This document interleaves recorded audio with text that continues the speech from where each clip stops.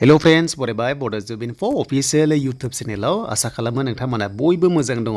दा गोदान साख्रि ओंखारबाय Home and Political आन्डाराव आसाम स्टेटनि ग्रेड 3 हिसाबै नोंथांमोना डिटेल्सखौ नायदो हौवाफोर हिनजावफोर गासैबो जायफ्रा एलिजिबल जायो नोंथांमोना अफिशियेल नटिफिकेशन नायनो हासिगोन आपल'ड खालामबाय।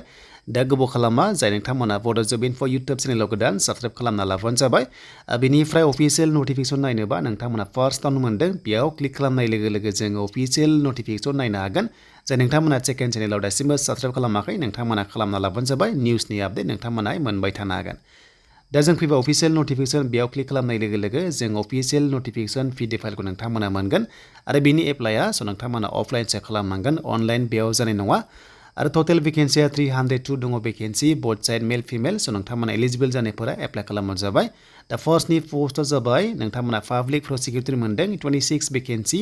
दा स्केल फिखौ नायोबा 65,000 निफ्राय जागायनानै 1,12,000 प्लास ग्रेड पे जाबाय 18,000 पर मान्थ। बेनिफ्राय 30% स्पेशल एलाउन्सबो मोननाय दङ नोंथांमोना नुनो मोनदों।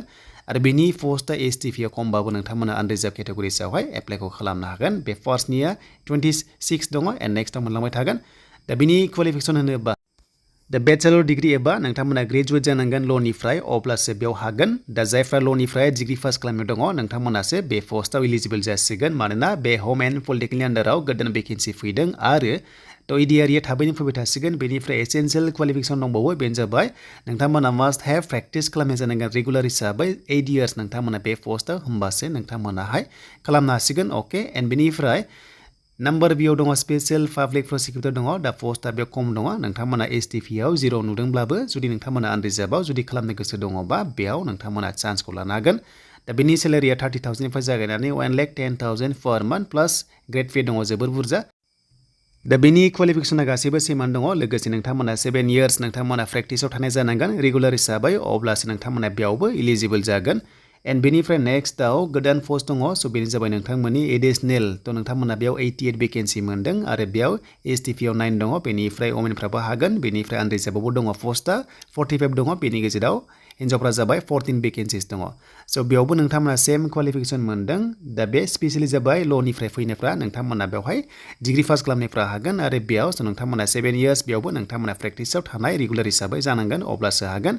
एन्ड नेक्स्टआव एसिस्टेन्ट पाब्लिक प्रसिकिउटर दङ 185 भेकेन्सिस बेयाव 30,000 निफ्राय जागायनानै 1,10,000 पर मान्थ ग्रेड पे दङ 16,900 नोंथांमोनाहाय मोननो हागोन।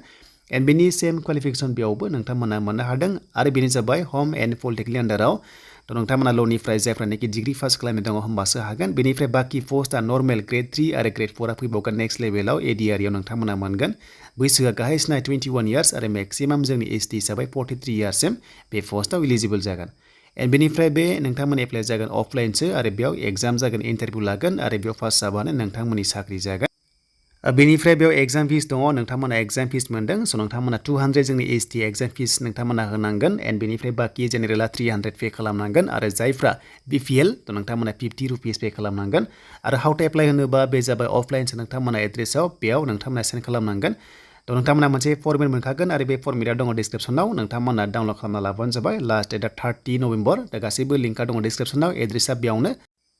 बे होनाय एड्रेसाव थांनानै नोंथांमोना साबमिट खालामनांगोन 30 नभेम्बरनि सिगां। बेनिफ्राय स' फर्मेट दंखायो गासैबो डकुमेन्ट्सखौ नोंथांमोना जेरेक्स कपि खालामनानै सेल्फ एटेस्टेड होनानै साबमिटखौ खालामनांगोन अब्लासो एक्सेप्ट जागोन। आरो जायफ्रा सर्टलिस्ट जागोन नोंथांमोनखौहाय एग्जाम लागोन बेनिफ्राय पार्सनेल इन्टारभिउ लानानै नोंथांमोननोहाय साख्रि होनाय जागोन। स' बेनिफ्राय एडिआरि भेकेन्सिस थाबैनो फैगासिनो दङ नोंथांमोना मोनगोन आरो लोगोसे जेब्ला फैयो आं नोंथांमोनाहाय आपडेटखौ लाना फैगोन।